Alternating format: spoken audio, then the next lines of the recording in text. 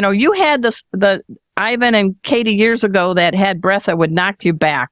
And I teach pet first aid, veterinary approved programs. And one of the things we do is a head to tail, a nose to toes, and we sniff the mouth of pet safety dog Kona in each class. Now, Kona has good breath because, like you, I know if they have a healthy mouth, that's a major step forward and maybe extending their life.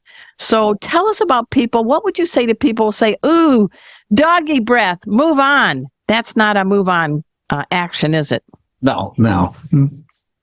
You really need to take care of doggy breath because most doggy breath is from the bacteria that grow in this plaque and tartar in the teeth and at the gum lines. And if you don't take care of that, things are going to get worse because unattended, you get the periodontal disease, and then the blood vessels are opened up there in the mouth.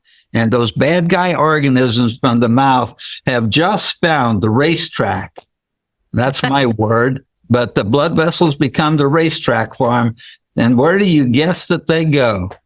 They like vital organs really well. And so you see a lot of dogs where the autopsy will say something like dog died of heart disease or liver disease or something like that. But really, oftentimes what's not said is it really started with tartar buildup on the doggone teeth. And one has to take care of that. And with 80% of dogs over age 3 having some type of gum disease and only 20% of the owners knowing it, you got to lift that lip up and make sure that those gums aren't getting red and swollen. That's the starting point to care for it. And so with the Veterinary Oral Health Council seal, that puts a stamp of approval that this product indeed does remove or deter tartar buildup. Well, what I like is they come in different sizes because dogs come in different sizes, but they look like they're hexagon and they look like a honeycomb. So tell us what the design does as far as helping out. I gave a couple to Emma and Kona before the show. No hesitations. They're gone.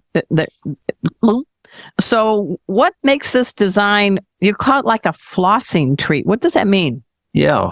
So if you look at that design, this is theoretical now. You're going to have to put your mind in a different gear than you normally use.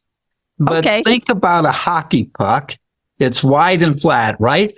Except we make our hockey puck hexagonal. Now, we're hybridizing that hexagonal hockey puck with the interior of a bee nest. All of those hexagonal little cells in there. Okay, that's the top and bottom part of a Yummycombs. The hockey puck is more of the perimeter. And so we build them in that shape because we build those 5 different sizes. We had a board-certified vet dentist work with us. He measured the size, the width of the opening of the throat, so we build them bigger than that so the dog cannot just gulp them immediately and have a problem. Yeah. So that takes care of that. Then we make them so they dissolve very quickly. They're thin-walled, except for the extra large, which is dogs over 100-pound size. The thickest part is less than 0.2 of an inch thick, less than 1/4 inch thick. That allows them to dissolve much faster. If you think of it a little bit in line with if you were frying a piece of lunch meat versus a roast, put the piece of lunch meat in a hot skillet, it's time to turn it over. It's had time to penetrate through it, right? The roast is sitting there for a long time cooking. And so they dissolve much more quickly when they're thin.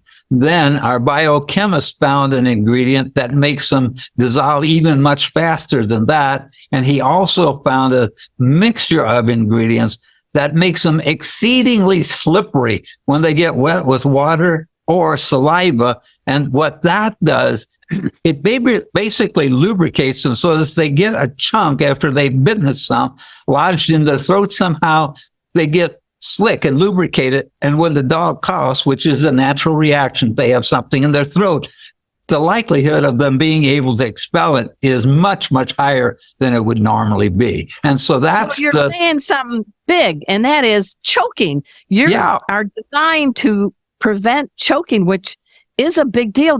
This year is the first year for National Pet Prevent Choking. It's a national holiday on June 22nd. And your Yummy Combs are saying, look, it's going to help their teeth, but we're also not a risk for choking. Is that correct? That's correct. That was two of my points when I started on this. I had the oral care, the choking issue, gulping choking issue, and nutrition. All those were my key elements that I wanted to address. So yeah, choking is, people don't realize, but I see numbers that say 200,000 dogs a year choke. Now, yes, that percentage-wise of 70 million dogs doesn't sound like so much, but by gosh, if it's my dog, it's really darn important because it's traumatic. No, I mean, I'm a master instructor in Pet First Aid. Pet First Aid for You is my company. I train police dogs. I train pet parent dogs. When we get to the topic of choking, that is when everybody is all ears and sits up. And we teach the doggy Heimlich, the kitty Heimlich. We teach how to listen for the cough and when it changes to a stridor or a gasp. But I like that, I don't know where you came from, man. When you were a little kid, were you always inventing? I mean, who was Little Joe? What was Dr. Joe as a kid like? I'm very curious. 4-year-old. Yeah.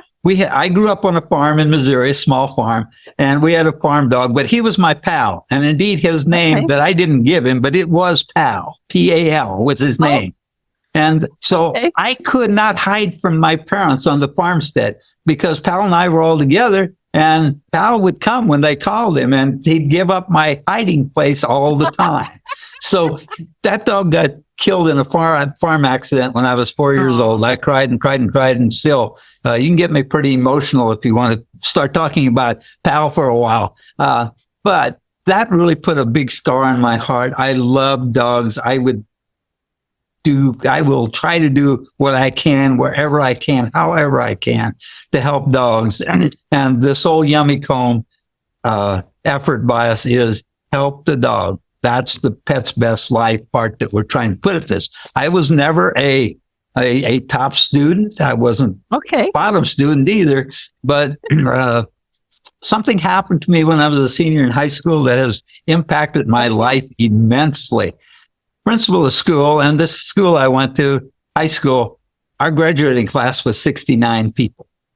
Oh, you knew everybody. Yeah, and so did the principal. So I go up one day to talk to the principal about getting my resume sent to the University of Missouri.